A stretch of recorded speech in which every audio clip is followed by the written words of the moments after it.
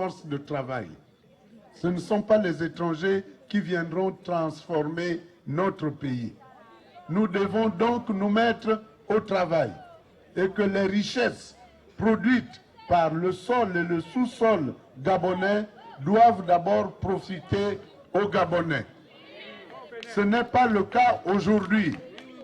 Est-ce que c'est normal que quelqu'un aille enterrer son père en dépensant 2-3 milliards de francs émanant du Gabon? Ce n'est pas normal. Alors si ce n'est pas normal, nous devons donc maintenant prendre les choses en main. Nous devons prendre notre destin en main. Gabon d'abord, donc notre économie doit profiter à notre pays. Et si elle profite à notre pays, parce que nous avons beaucoup de choses à faire. Nous avons notre jeunesse qui est au chômage. Des jeunes qui sortent des centres de formation, qui ne trouvent pas de l'emploi. Des jeunes qui sortent des grandes écoles et de nos universités, ne trouvent pas de l'emploi. Tout cela parce que les entreprises aujourd'hui sont asphyxiées. L'État est mauvais payeur depuis que M. Bongo Ondimba Ali est là. Depuis que M. Boa est là. Alors, donc nous devons transformer notre économie. Nous devons faire en sorte que nous utilisions tout ce dont nous disposons pour que cela se produise, se transforme en richesse. Dieu nous a tout donné. Nous avons la forêt, nous avons les mines, nous avons l'eau, nous avons le soleil. Nos villages sont dans le noir. Nos parents ne peuvent pas avoir accès à l'eau et l'électricité dans les villages. Il n'y a pas de route. Alors que pendant cette même période, de 2009 à 2015, nous avons accumulé beaucoup d'argent. Parce que le prix du baril de pétrole était très élevé. Qu'est-ce que le Gabon a fait de tout cet argent? J'étais à l'Assemblée nationale. Il ne se passait pas de session sans qu'on ait à ratifier des ordonnances qui n'étaient que des emprunts. L'argent qu'on empruntait à l'étranger servait à faire quoi? Il servait à financer le train de vie dispendieux de notre président. Alors ceci ne peut plus durer. Gabon d'abord, c'est pour dire que nous devons bâtir un pays où la justice règne. La justice doit protéger les plus forts comme les plus faibles. Aujourd'hui, nous assistons à un phénomène bizarre où la justice est instrumentalisée par le président de la République. Parce qu'il est président du Conseil supérieur de la magistrature. Aujourd'hui, M. Jean Ping est à chaque fois menacé. Parce que dès qu'il dit quelque chose, on dit allez, il est convoqué devant les tribunaux. Tout ça parce que M. Bongo Ondimba Ali pense qu'il faut mettre... Ah, il faut... Parce que M. Boa... Ok. Donc parce que M. Boa pense qu'il faut mettre hors d'état de nuire ses adversaires politiques. Gabon d'abord, c'est pour dire que notre pays doit respecter la loi. La loi doit être la même pour tout le monde. Il n'y a pas de loi pour les grands et de loi pour les petits. Voilà, mes chers compatriotes, synthétiquement présenté le projet que je voudrais vous soumettre. Alors, ce que j'attends de vous, jeunes gens, jeunes filles, c'est que vous preniez votre destin en main. C'est que vous compreniez que c'est vous-même qui pouvez changer le cours des choses. Et qu'aujourd'hui, rien n'est fait. Contrairement à ce qu'on dit, que voilà, M. Boa a déjà arrêté les chiffres et tout. même si son ministre de l'Intérieur a eu à dire qu'aucun opposant ne peut gagner tant qu'il sera ministre de l'Intérieur. Mais nous devons lui dire que s'il ose faire ça, ce sera tant pis pour lui, parce que leur régime tombera ce jour-là. Alors, mes chers compatriotes, le 27 août prochain, vous devez vous rendre nombreux à l'isoloir. Vous devez vous rendre nombreux au bureau de vote pour voter. Vous devez choisir le candidat, celui qui est capable de mener notre pays vers des lendemains meilleurs. En 7 ans, on a amené notre pays dans l'abîme. Les finances publiques sont par terre. Le pays est surendetté. Le pays est bloqué. Donc nous devons faire tout cela. Nous devons arrêter l'hémorragie avant qu'il ne soit trop tard, parce que ces dettes qu'ils contractent maintenant, c'est vous qui allez les payer demain. C'est vous qui allez les payer demain. Le goudron, nous l'amènerons avec les financements dont nous disposerons lorsqu'on réduira le train de vie de l'État.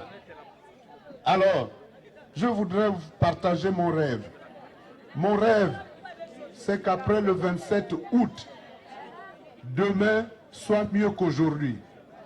Demain soit mieux qu'aujourd'hui et que chacun puisse avoir sa place dans notre société gabonaise. Une société de liberté, une société démocratique. Parce que sans liberté, nous ne pouvons pas être créatifs. Sans liberté, nous ne pouvons pas véritablement penser notre avenir. Alors, mes chers compatriotes, quand je suis arrivé, vous étiez en train de chanter le changement, le changement. Mais le changement n'est plus loin. Le changement est là à côté de vous. Il est à vos pieds. Et donc le 27, transformez-le par votre bulletin pour que notre pays retrouve la quiétude normale. Pour que notre pays retrouve sa place dans le concert des nations, au sein de la CEMAC, au sein de l'Union africaine, pour que notre pays soit de nouveau respecté, alors qu'aujourd'hui, il est un petit pays parmi tant d'autres. Notre président, quand il va aux conférences, il rase les murs. Alors, je voudrais terminer, mes chers compatriotes.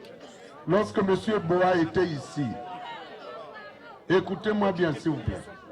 Lorsqu'il était ici, il avait parlé de moi en disant que oui, il m'avait invité à manger, que j'avais refusé. Mais il insiste tellement sur ce repas que je commence à comprendre que ce repas était un repas assez spécial pour moi.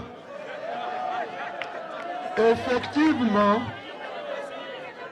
écoutez, effectivement, vous avez vu que le 12 mars, je n'étais pas parti au congrès qu'il avait investi comme candidat. Vous aviez vu. Le lendemain, le lundi, il a organisé un semblant de séance de travail. Je suis allé, j'ai été invité à cette séance de travail. La séance de travail portait sur quoi? Sur les problèmes de sécurité. À un moment donné, je me suis demandé, mais depuis quand moi je participe à ce genre de séance de travail? Il y avait le Premier ministre, il y avait le vice-premier ministre, ministre de la Justice, il y avait le ministre de l'Intérieur. Nous sommes sortis de là sans qu'on ait tiré quoi que ce soit. Mais ce qui importait pour lui, c'était qu'on nous prenne en photo en train de nous serrer les mains. Et le soir, j'ai vu dans les réseaux sociaux, mes enfants m'ont montré, les émergents disaient que voilà, j'étais parti le féliciter suite à son investiture et que je le rassurais de mon soutien. Ça, c'est d'un.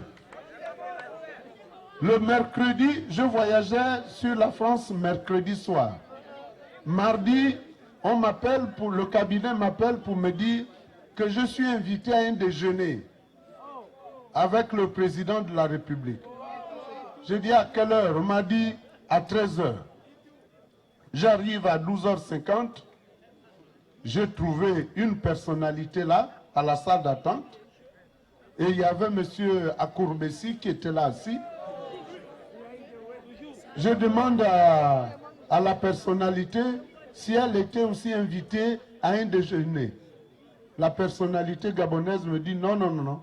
J'ai eu une audience, je devais être reçu hier. Il m'a demandé de repasser aujourd'hui. Pendant qu'on parlait, on l'appelle, il rentre. Et après, le chef de cabinet vient nous trouver. Il me dit, papa, vraiment, tu as un bon repas aujourd'hui.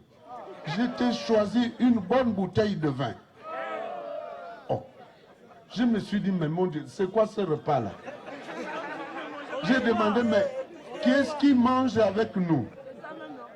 Il me dit, non, vous êtes deux seulement. Je me suis dit, mon Dieu, ça fait 7 ans qu'il est là. Il ne m'a jamais invité à manger à deux.